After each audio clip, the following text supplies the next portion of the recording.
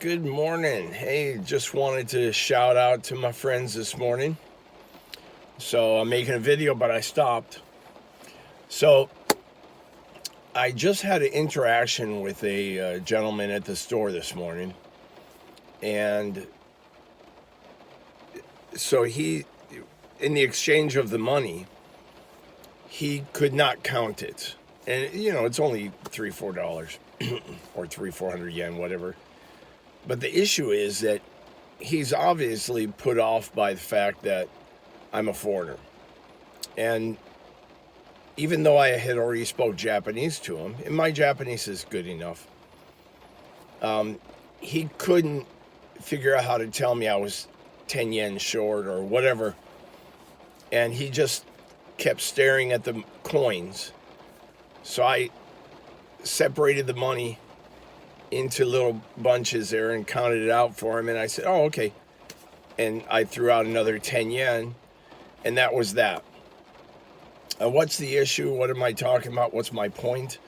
My point is that he's obviously didn't know how to react or interact with someone of a different culture or a different language, even though I was already speaking his language, and I'm a frequent customer of that location. And it happens a lot. I deal in Japanese all day long and interact with the Japanese all day long. And here in Okinawa, not mainland Japan, but here in Okinawa, I find that very often that people are very timid and afraid to interact with foreigners. And we have the same issue in the United States or anywhere you go. People are going to be more, to a different extent, more or less worried about dealing with somebody different than them. It could be maybe you're a labor, carpenter or whatever, and you're dealing with maybe a lawyer, or you're dealing with a doctor. Even when you're just getting together and talking, a lot of times people feel like they're not sure how to express themselves or move forward or deal with the other person because they're afraid of the interaction being misunderstood, or maybe how they look. Am I smart enough? Am I coming across professionally enough? We need to get rid of those ideas. We're all just people. Don't worry about whether your education or your job skills or your position in life makes you at a different level than the other person. That's all fake. That's not real. It's only our imagined perceptions. The only way to move forward and to get better things out of life is to deal with each other honestly and openly, and not stereotyping them or ourselves or feeling put in a situation. All three of my kids went to Japanese school.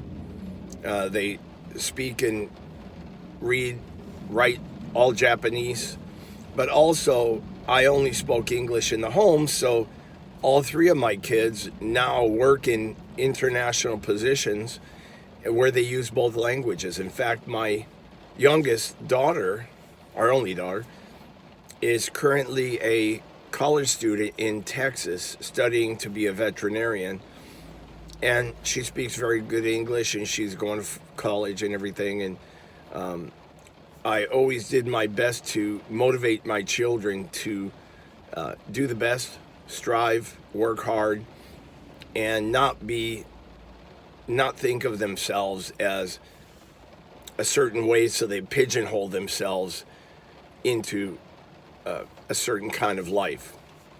So one is in Tokyo, one's here in Okinawa, but they're all three successful. They're all moving forward. And I think that that's a problem that we're seeing in the world today, is especially in America, where people are talking about the millennials.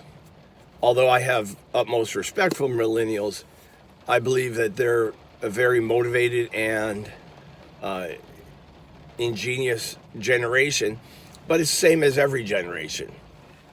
They have different views than the last. And people don't understand it. If you think that the children your kids are growing up with are pampered or expect too much out of life, that's because that's what their parents taught them. It's not their fault. So everybody talks about snowflakes.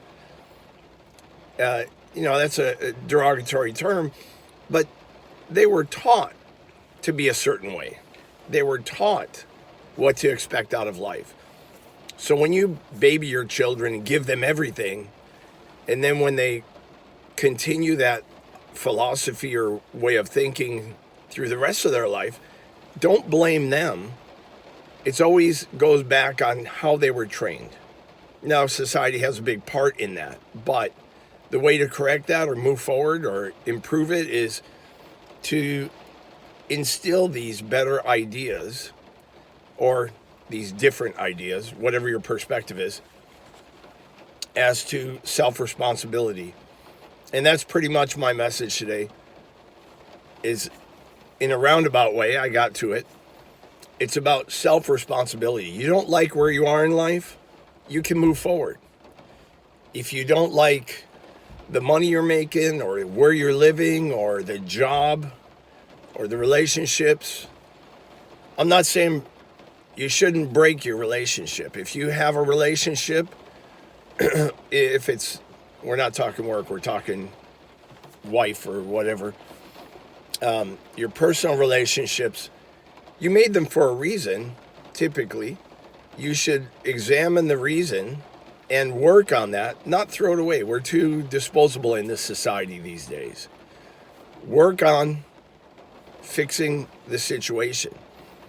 If you like your job but you're not making enough money, you need to invest in yourself, do some training, become more valuable to the company, and then they will reward you. Or if not, maybe you're at the top of the level, maybe it's time to move on.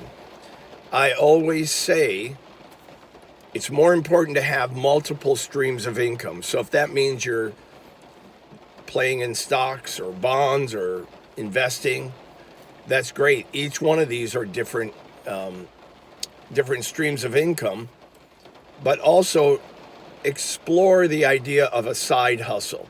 A couple hours a day, or even less than that, an hour or two a day, start doing something different. If it's just reading a development book or the good book, or you pick what you want. Even if you want to read fictional stories, great. That's increasing your ability to read. Just make sure that it's something a little more substantial than a comic book. Not that those are bad. There's a time and a place for everything. You need help? Reach out to me. Let's see what we can do. Let's change the world together. Have a nice day, Okinawa, if it will stop raining.